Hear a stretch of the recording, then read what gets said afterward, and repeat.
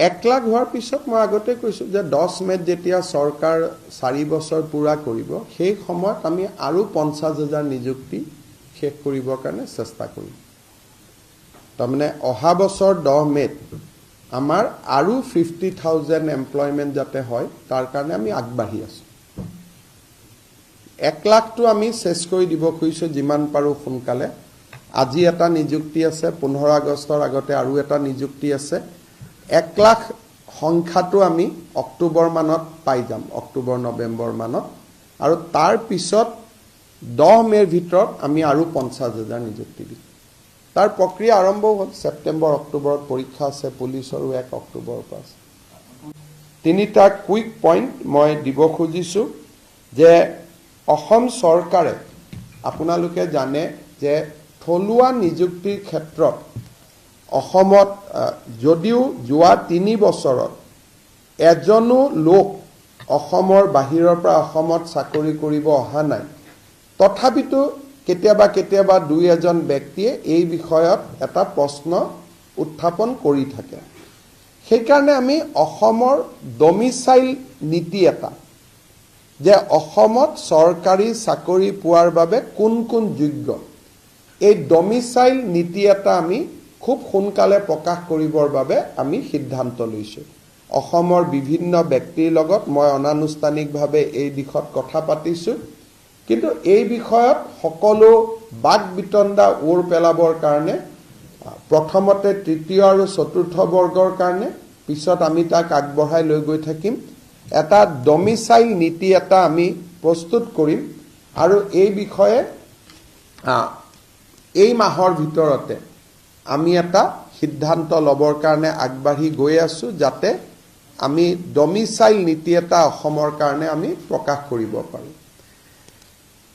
আজি public service কমিশ্যনৰ পৰীক্ষা হৈ আছে।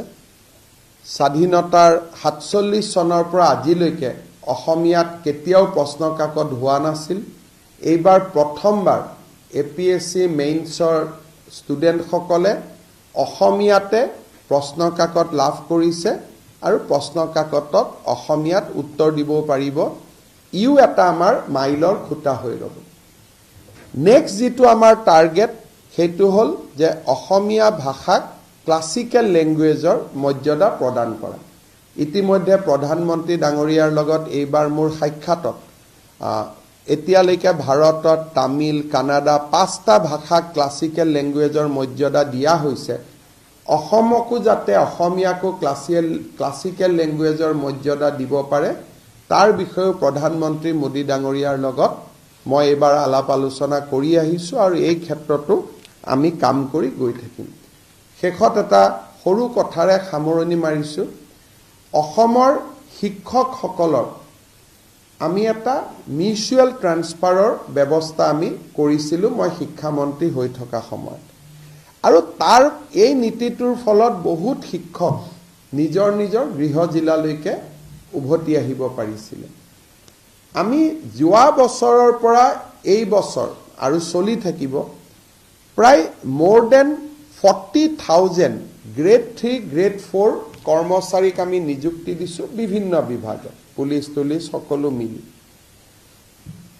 এই লোকসকলৰ মাজতো শিক্ষকৰ দৰে এটা আমি পাৰস্পৰিক বুজাবুজিৰ এটা বদলি প্ৰক্ৰিয়া এটা আমি আৰম্ভ কৰিব খুজিছোঁ। এতিয়াও চিন্তাৰ পৰ্যায়ত আছে যে যদি কামৰূপৰ ল'ৰা এজন ডিব্ৰুগড়ত আছে আৰু ডিব্ৰুগড়ৰ ল'ৰা এজন কামৰূপত আছে, দুইজনে নিজৰ ভিতৰতে ফৰ্ম এখনত চহী কৰি দিলে আমি তেওঁলোকৰ ট্ৰেন্সফাৰ অৰ্ডাৰটো আমি উলিয়াই দিব পাৰিম।